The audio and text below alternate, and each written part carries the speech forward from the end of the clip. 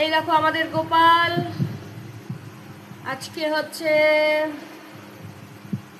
আমাদের গাছের ফুল দিয়ে সাজুগুজু করেছে। গোপাল খুব সুন্দর লাগছে গোপালকে দেখতে। তোমাদের কমেন্টে জানাও গোপালকে কেমন লাগছে। এই দেখো, হ্যালো বন্ধুরা, তোমরা কেমন আছো? আশা করি সবাই খুব ভালো আছো, আর আমিও খুব ভালো আছি।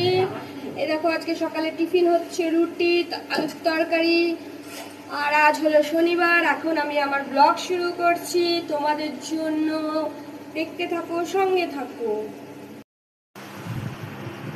এই দেখো আমাদের বাদবাকি ঠাকুরেরা, লোকনাথ বাবা, মা লক্ষ্মী, মা তারা, এনারাও সবাই খুব ভালো আছেন, আর আমরাও খুব ভালো আছি। আশা করি তোমরাও সবাই খুব ভালো আছো। কমেন্টে জানাও কে কেমন আছো, প্লিজ কমেন্ট করো, তাহলে আমি উৎসাহ পাবো আরো ভিডিও করার, শুট করার। এই দেখো আমার হাজবেন্ডকে দিয়ে আসি টিফিনটা, চলো সঙ্গে। ওরে বাবা কি গরম, এ নাও। কি গো, না না,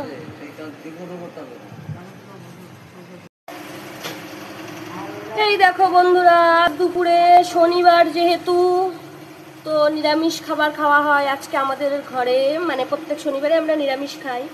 তো আলু পটলের তরকারি, কাঁকরোল ভাজা, এই যে পটল কাটা হচ্ছে, মা কাটতে কাটতে উঠে গেছে, তরকারি উঠে গেছে। এই যে দেখো আলু পটলের তরকারি হবে, কাঁকরোল ভাজা হবে, ডাল হবে।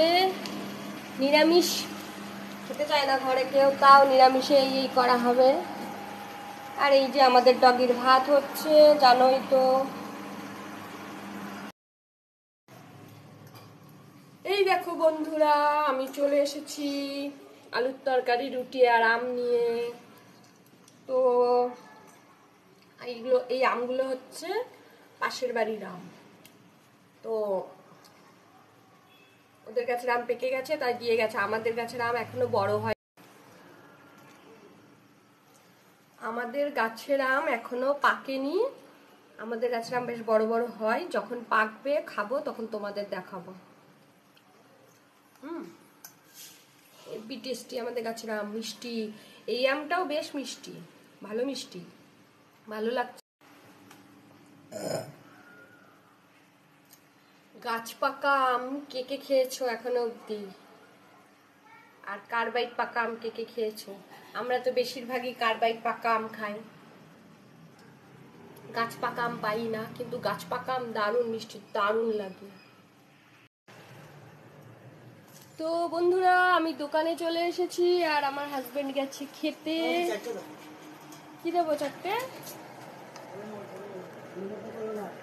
কি করবো? ফোনের মতো বলবো না, বাইরে বাইরে। তো বন্ধুরা আমার ভিডিও কেমন লাগে আমাকে কমেন্টে জানিও, তোমাদের মূল্যবান মতামত জানিও। ভালো লাগলেও জানাবে, খারাপ লাগলেও জানাবে, তাহলে আমি উৎসাহ পাবো আরো ভিডিও শুট করার, আমার ব্লগ শুট করার। ধন্যবাদ সকলকে।